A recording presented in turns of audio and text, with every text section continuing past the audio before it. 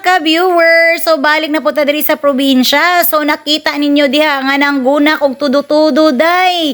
So ni kumbate ko drang dapita og sa dihang nagsigi ko pangguna, wala di ko kabalo nga akong anak nagvideo di ay dire. Niingon siya gi-videohan ti ka. So mao ni siya ang porma day. Gi-zoom in pagid pag-ayo. So wa na kita panagang aning dapita diring dapita day kay unsaon man ni atong anak nga gi-videohan dito tudo-tudo. O di ba nakita na ninyo din ha nga nagkumbati tadag pangguna perting gahiya sa mga kanang sagbot day kita na ninyo gimawiran man ta ni pero ako ning kanang gunahan kay maghimo na po ta garden diring dapita. So ni kumbati na po si kumbati inahan diri so wa kita ka panagang diring dapita day. Sige kita diha bungkal nang yuta kay para lagi makahimo ta og garden. So naghimo ta diha og kanang sa tawag ana maghimo tawag rectangle. So nakita na ninyo diha nga nagkalisod gini akong anak diri video so muni nagkarat-karat ni ang agi ni atong video no. So dako-dako na kog naagi dirang dapita day. So atong videographer diring dapita ni kumbati po day siya video.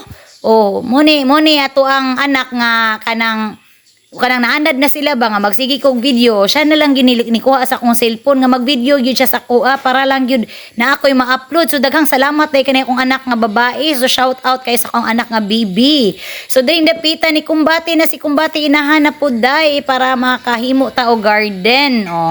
Diring dapita nakahimo na kita og garden diring dapita day kini kumbati tagpangguna ganina og karon nagkumbati na sa tagtanom aning sibuyas. So daghan kay tagitanumay nga mga sibuyas kay balo mo kaning sibuyas ako ning pinalit dito sa palengke. So namalit jud kog tuyo ani para lang nahagyog koy ipang tanom diri kay may na lang makapalit tag kausa at least sa sunod dili na ta mamalit no. So ni kumbati ta diri pananom og sibuyas may na lang inig magluto tas gulay at natay kalamas di na ta mamalit sa tindahan di ba? So diring dapita is ako gyud na siyang gibutangan og coco fit before nako nagibutang diha ang kanang si tawag ana kanang sibuyas.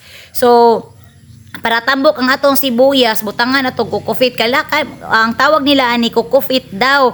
Pero ako kasabot unsa ng coco fit basta diha ni nako gikuha diha sa kanang pinutol gani nga lubi nga kanang ginabas tapos kanang tigulang naman na siya no nadugta naman na siyang lawas ang katong mga ginabas niya naman ay ulod bitaw katong iyang dagami ato silbi mo ti kuhaon nimo mo nang imong ihimong kanang si tawag ana kanang organic fertilizer diha sa imong sibuyas kay para tambok daw ang atong sibuyas. So naay nagstorya pud nako ani kasikbit na mo sa yuta so mao na ilang ginabuhat para daw tambok daw ang ilang sibuyas. So ako unsa pag gibuhat ni kumbati inahan nanguha pug tudo-tudo day ug ni kumbati pug pananom dag sibuyas unya gibutangan pud natong fertilizer kay may na lang manambok pod.